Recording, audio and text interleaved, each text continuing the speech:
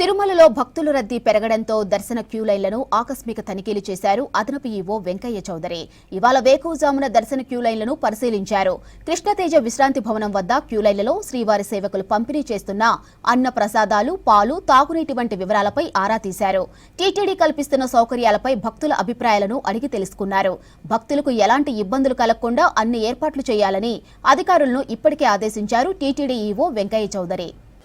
తిరుమలలో భక్తుల రద్దీ పెరగడంతో దర్శన క్యూ లైన్లను ఆకస్మిక తనిఖీలు చేశారు అదనపు ఈవో వెంకయ్య చౌదరి. ఇవాళ వేకువజామున దర్శన క్యూ లైన్లను పరిశీలించారు. కృష్ణతేజ విశ్రాంతి భవనం వద్ద క్యూ లైన్లలో శ్రీవారి సేవకులు పంపిణీ చేస్తున్న అన్న ప్రసాదాలు, పాలు, తాగునీటి వంటి వివరాలపై ఆరా తీశారు. టీటీడీ కల్పిస్తున్న సౌకర్యాలపై భక్తుల అభిప్రాయాలను అడిగి తెలుసుకున్నారు.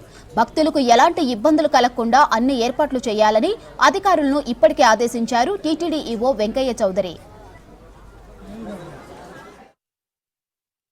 సమ్మర్ యొక్క ఇంపాక్ట్ తెలుస్తుంది. లాస్ట్ 1 వీక్ 10 డేస్ నుంచి ఎవ్రీడే కూడా ఫ్లో ఆఫ్ పిలిగ్రిమ్స్ లార్జ్ స్కేల్లో పెరిగిపోయారు.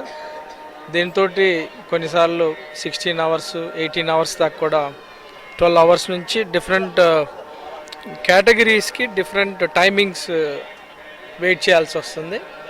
బట్ టీటీడీ అన్ని రకాలైన ఏర్పాట్లు అయితే చేసింది.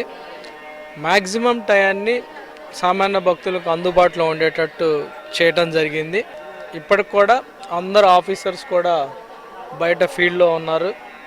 అన్ని రకాలుగా కూడా అందరూ కూడా అన్నప్రసాదాలు నిరంతరం వడ్డించటం, అలానే మిల్క్ను సర్వ్ చేయటం, శానిటేషన్ వాళ్ళు ఇప్పుడు కూడా చాలా సిన్సియర్గా పనిచేస్తున్నారు.